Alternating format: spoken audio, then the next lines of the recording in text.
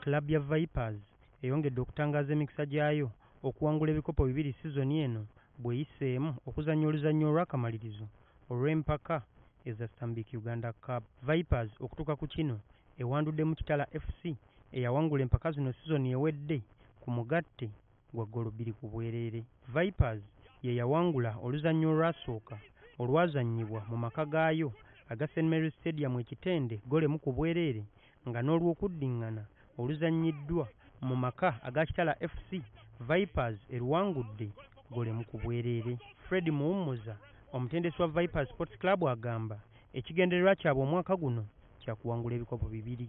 Ono agamba ekya Uganda Premier League bakimala dda nga babuzaayo kino ekya Uganda Cup. Buli kimu kiri ku basambi beekolamu omulimu and we have a supporting group mubbo.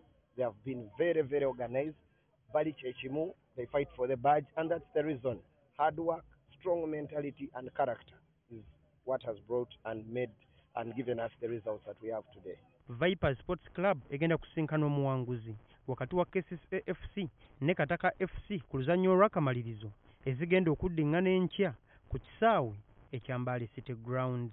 KCCA FC ye yawangula oluzannyo olwasooka ggoolo 3 ku bwereere ng'okuyitamu yeetaaga maliri ng'ate Kataka FC yeetaaga okuwangula omupiira guno ggoolo 4 ku bwereere. Ggoolo 3 twaziteeba wano tezituyinula, twagala kubeera nga tuli bagumu n'abamalirivu tugenda mu mupiira ogutali mwangu naye tuyagala tuli bamalirivu era tuli bamalirivu okugenda okuteekawo omuzannyo tusobole okuvaayo tuyiseemu ogenda ku fayinali ya ekikopo kino. Oluzannyo olw'akamalirizo olw'empaka zino lugenda kuzannyibwa nga 31 omwezi guno ku kisaawe ekya Kadiba.